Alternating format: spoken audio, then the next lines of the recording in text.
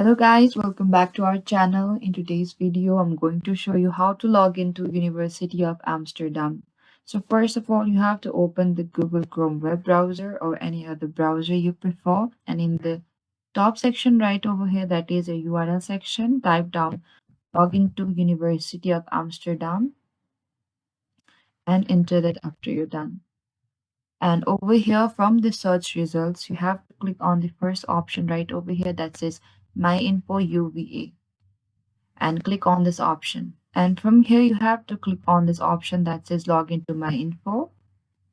And then you'll be redirected to the login section of the University of Amsterdam right over here that says sign in with your UVA email address or UVA net ID.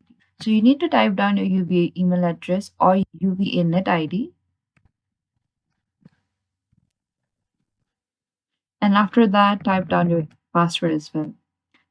And click on the sign in, and then you'll be successfully logged into the University of Amsterdam. But you're a student and you have trouble logging in, you also have an option trouble logging in. You can click on this option, but if you're an employee and you have trouble logging in, click on the bottom right over here just below the student and you'll get help from the University of Amsterdam assistance.